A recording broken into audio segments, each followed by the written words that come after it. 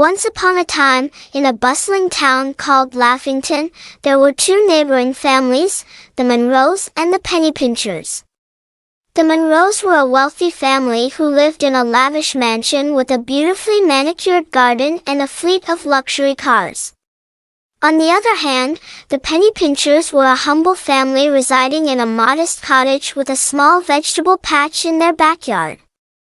The head of the Monroe family, Mr. Arthur Monroe, was a successful businessman who owned multiple companies and had a taste for extravagant things. He often flaunted his wealth, wearing fancy suits and throwing lavish parties. The Pennypinchers, on the contrary, were content with their simple lives and enjoyed the little pleasures it brought. One day, a series of comical events unfolded when a mischievous monkey named Coco escaped from the local zoo and found its way into Laffington. Coco, with its clever antics, quickly became the talk of the town. Now, the Pennypincher's youngest son, Timmy, had a knack for befriending animals, and when he discovered Coco sitting on a tree branch in their backyard, he knew he had found a new playmate. Timmy and Coco instantly became inseparable, engaging in all sorts of hilarious adventures around town. One afternoon, while Mr. Monroe was hosting a grand garden party, Coco, in all his playful glory, swung from the chandeliers, causing chaos and sending the guests into a frenzy. The expensive decorations were knocked over, and the elaborate buffet was turned into a disarrayed mess.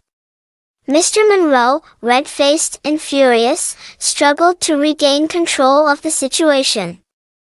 Meanwhile, at the Pennypincher's home, the family was gathered around their kitchen table, sharing a hearty laugh over Timmy's stories of his escapades with Coco. They had no idea about the havoc the mischievous monkey was causing just next door. News of the monkey's antics quickly spread, reaching the Pennypincher's ears. Curious and eager to witness the commotion, they rushed to the Monroe mansion, where they found Mr. Monroe, still trying to catch Coco, who was swinging from the chandelier, as if mocking him. To everyone's surprise, Timmy called out to Coco, and the monkey promptly hopped onto his shoulder, ready to leave with his newfound friend. With Coco in tow, the Pennypinchers bid farewell to the exasperated Mr. Monroe, leaving behind a trail of laughter. As time passed, the Monroes realized the joy they had been missing out on by being so focused on their wealth and status.